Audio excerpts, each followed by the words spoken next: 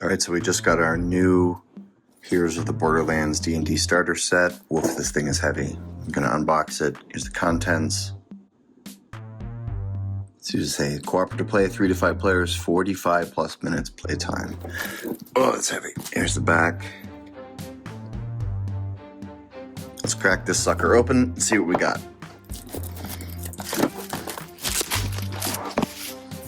All right. Let's see. Read me first. You need a cooperative game in which players create exciting fantasy stories guided by a dungeon master or DM. Imagination and chance determine the fate of the player's characters. This guide is designed to familiarize you with the contents of this box set and help you quickly choose roles, make characters, and start playing. Roles, that's interesting. That's not a word you usually see. 3 adventure booklets gradually teach you the rules as you play, while the play guide contains the fundamentals of the game and a glossary of rules terms, making it an invaluable reference during play.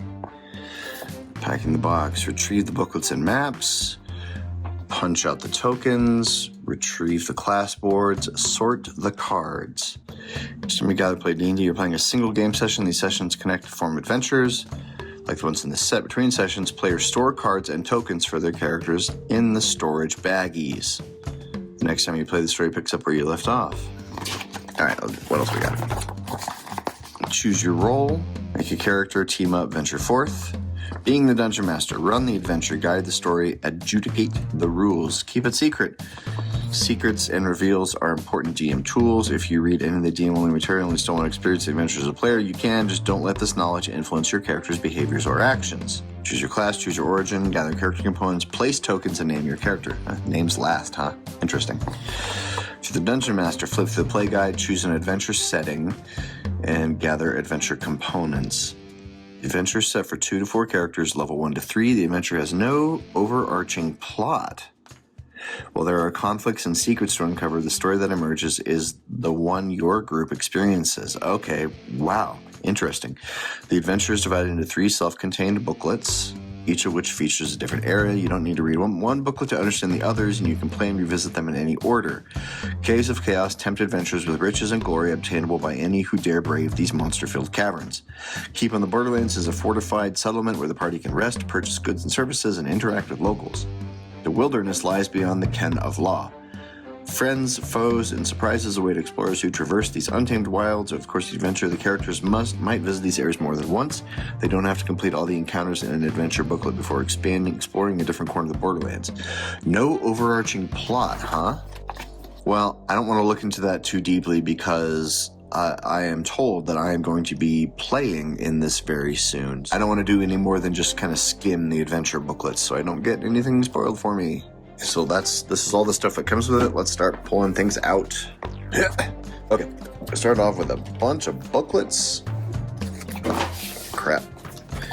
The play guide reference booklet. So this is our rules, yeah? Grants PC card from cards, spell cards, spellboard, NPC cards, monster cards. Rhythm of play, dice, abilities. All right, so this is all of our rules. Dice, abilities, D20 test, action, social interaction, exploration, combat, damage and healing, condition, spellcasting, combat and damage example. Okay, then we get a look at the cards, our class boards, magic item cards. I wonder if there are weapon masteries for the martial characters. Damage and healing. Damage types. See if mastery is listed in here. Master property is a weapon you can use. Okay, yeah, so weapon masteries do exist here.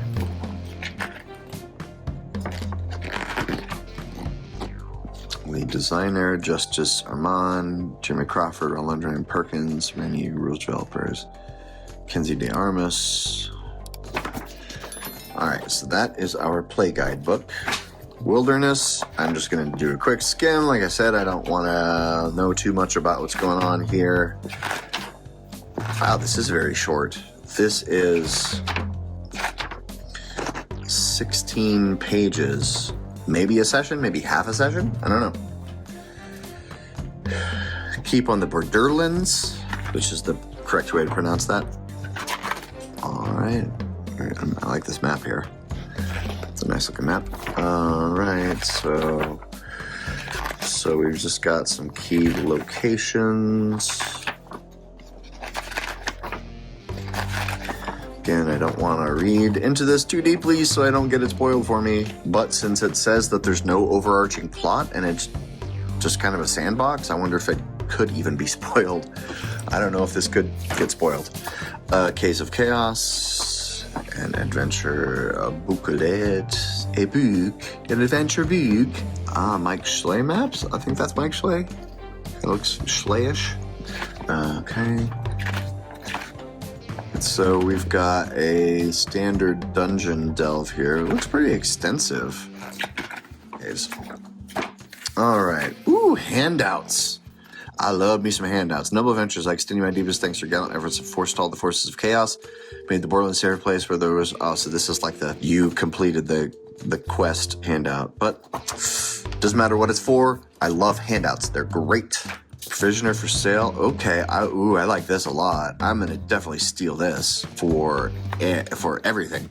A shopping list, drum, flute, lute, viol, ball bearings. Yeah, this is fantastic. I like this. Bar menu, also very good.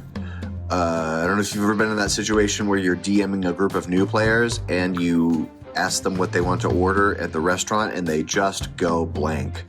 Like they cannot remember the words mead or beer or bread or anything. So having a menu helps out with those when you get those people who panic the first time they role play and have no idea what to say. No cake though. Cake sold out. Sacred services. Okay, this is interesting. 2,000 gold piece revival. Sacred services. Trader. Here is... Ooh, this is... Oh. Okay, I see. This is like a map binder almost. Okay, well, we've got a bunch of maps here. I don't want to look through these. I don't want to get them spoiled. Maybe I'll just pick out... Let's pick out one and look through it. Let's look at this guy. Oh. The Keep on the Borderlands. So we've got... Ooh, this is a nice feeling map. This paper is nice. This paper's nice and thick. This feels durable, which is always a concern with paper maps on the table. Okay, pretty simple. I don't know why they keep doing this. So you can see from this side, from the wilderness map, this looks like a player map. It has a few numbered locations on it, but this map has numbers on it, which implies that it's keyed, so it implies that it's for the Dungeon Master. So why... They did this in the Phandelver and Below. They put in a giant map with secrets on it. Like, who is that for? Because you can't show it to your players if you're the Dungeon Master. And if you're the Dungeon Master, you don't need a giant printout map. The giant printout maps are for the players. So, like, I mean, yeah, this is safe to show to your players, I think. I don't see any secrets on here, but the fact that it's numbered and keyed kind of spoils the realism a little bit. Anyway. That's just my first take impression. Okay, it's class boards. Oh, I thought these were going to be like hard plastic boards, but these are just these are that same kind of thick laminated paper that the maps are on.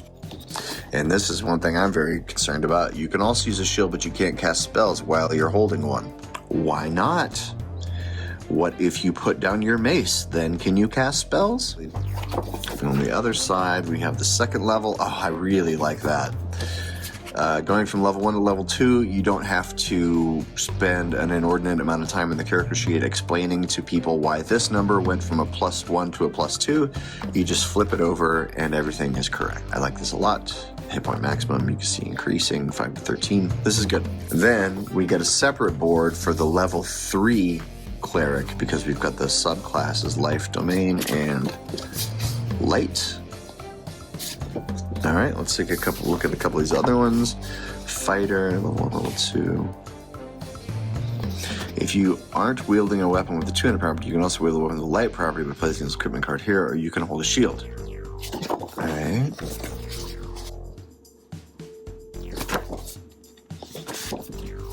Then we have the level 3 fighter, champion subclass, or what's the other one? Eldritch Knight. Ooh, okay. That's not what I would have expected. And then for the Rouge,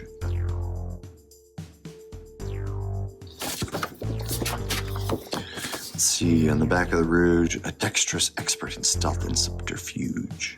Okay, you take one of the following actions as a bonus action, so it still has actions and bonus actions. The Rouge Assassin subclass, and what's our other option? The Thief subclass. And Wizard. What spells do they give you? Shocking Grasp. Oh, you can pick. Place you get Light, Ray of Frost, Shocking Grasp. Burning Hands, Featherfall, Light, Mage Armor, Magic Missile, Ray of Frost, Shocking Grasp, Sleep, and Thunder Wave. They've changed the Sleep spell for 2024, didn't they? I'm pretty sure they did. I think it was a little better, easier to target with Sleep in 2024. Wizard. 3. Abjurer. Interesting. Misty Step, Protection from Evil and Good, plus all 1 and 2 wisdom components. Oh, here's the other. Yeah, Evoker. Yeah, I figured they'd do that. Opponent cantrips can target scene center can charge without canvas damage. Light, Ray of Frost, and Shocking Grasp. Those are all attack cantrips, though. What's the point? Right? Ray of Frost is an attack roll, so is Shocking Grasp. Or is Shocking Grasp a deck save? I think it's an attack roll. Woo, we're just getting started here. Because we still have that much left to go. Let's grab a bunch of crap at once. Gold piece tokens, very nice.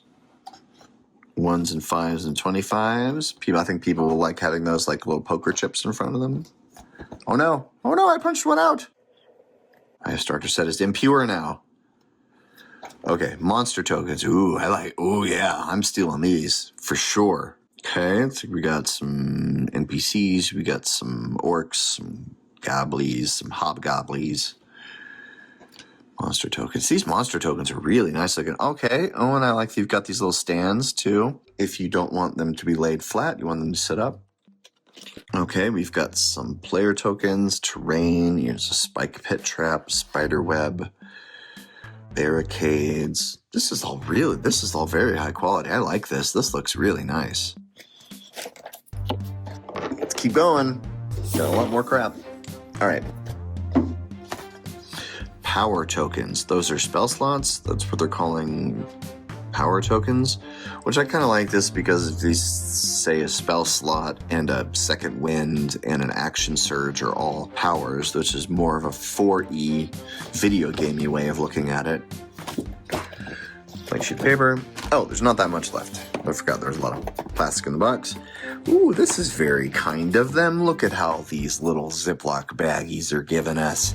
Look at these baggies. Okay, some generic dice. They give us 2 D20s. Percentile D4. 1, 2, 3, 4 D6s. And then we have a stack of NPC cards. Come on, cards. I know you want to get out of there. Come on.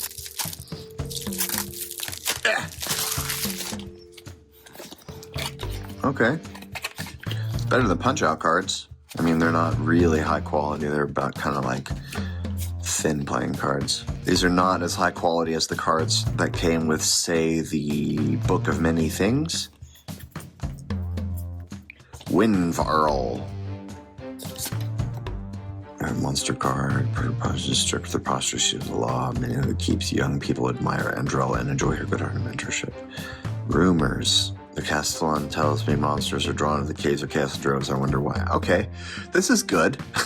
I mean, well, I would find it more useful here. I like the rumors, sure. It's great if it's always good for NPCs to have information they can pass along. A gullible recruit spends more time dreaming than patrolling. Okay, that's pretty good. What I'm looking for is I want them to cards to tell me what this NPC wants. That's the main thing I care about with NPCs is what do they want? Everything else is secondary. Everything else is basically unimportant compared to that. So more time dreaming than patrolling. Okay, that makes sense. Bartho wants to take naps at work and get away with it. Well, that's a scary looking cultist robe. Alright. Alright, so then we've got background and spell cards. I'm not going to go through all these. Told it did magic action. One creature you see with 60 feet. Primary wisdom save. Charges 1d necrotic. Target missing hit points. And instead takes 1d12 necrotic. Oh, we got a thing over here.